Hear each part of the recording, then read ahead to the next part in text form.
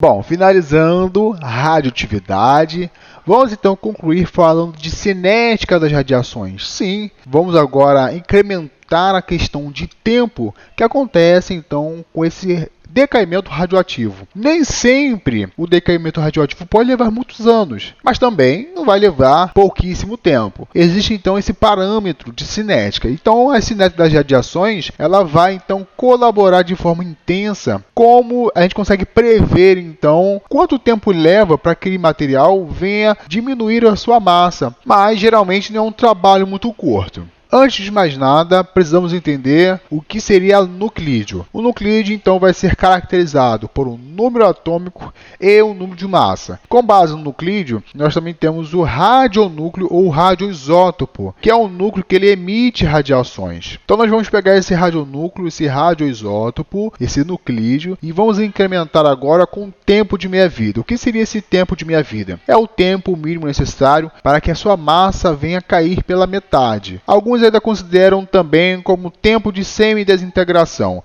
Então ele pode ter dois símbolos, ou a letra P ou ainda a letra T, seguido de um subíndice meio, 1/2. Por exemplo, comparando a velocidade de algumas radiações em relação à velocidade da luz, lembrando que a velocidade da luz é de aproximadamente 300.000 metros por segundo, nós temos que as radiações alfa ela tem de até 10% comparado à velocidade da luz. Assim também como a radiação beta, que tem até 15% comparado à velocidade da luz. E por fim, a radiação gama, que tem até 100% como a velocidade da luz. Claro, lembrando também que em diferentes meios a velocidade também pode se alterar, como por exemplo no meio aquoso, ou no quartzo, ou até mesmo na glicerina, no vidro, no gelo e outros materiais. Então nós vamos reparar que graficamente o processo de decaimento radioativo geralmente apresenta uma curva exponencial. Isso porque a sua massa será reduzida pela metade. Então sempre reduzindo pela metade, nós temos então que essa curva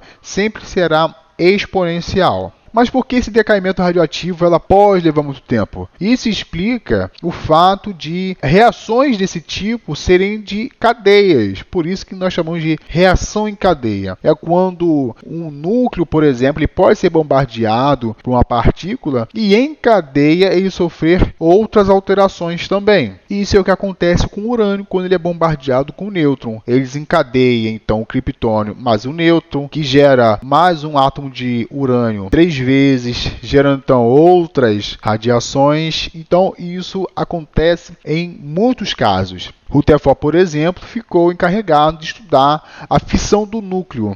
O que seria a fissão, que é diferente de fusão? Fissão é separar, quebrar, dissociar esse núcleo. Então nós estamos pegando o urânio, que vamos bombardear por nêutrons, e a partir disso ele vai gerar átomos de bário, átomos de criptônio, e ainda vamos gerar 3 nêutrons. O processo para gerar essa energia ele é tão grande, que foi possível gerar, por exemplo, a bomba de hidrogênio, utilizada em 1945 durante a Segunda Guerra Mundial. Uma coisa interessante para agregar é como se fosse jogar uma pedra na água. Você vai reparar que após jogar essa pedra na água, várias ondas vão ser formadas. Isso nós podemos fazer uma aproximação com as reações em cadeia. Outra informação é de que existem na tabela periódica elementos transurânicos. Elementos transurânicos são elementos considerados como radioativos, mas que na verdade possuem número atômico maior do que o do urânio, por isso são chamados de transurânicos. O número atômico do urânio é 92, então quer dizer que a partir de número atômico 93 em diante, já são considerados como transurânicos. A fissão nuclear é uma atividade muito desenvolvida em Angra dos Reis, por exemplo, nos seus 3 reatores, onde gera-se uma quantidade enorme de energia e que essa energia ela pode ser convertida em outras energias para de uso industrial, até mesmo domiciliar. Então, núcleos são quebrados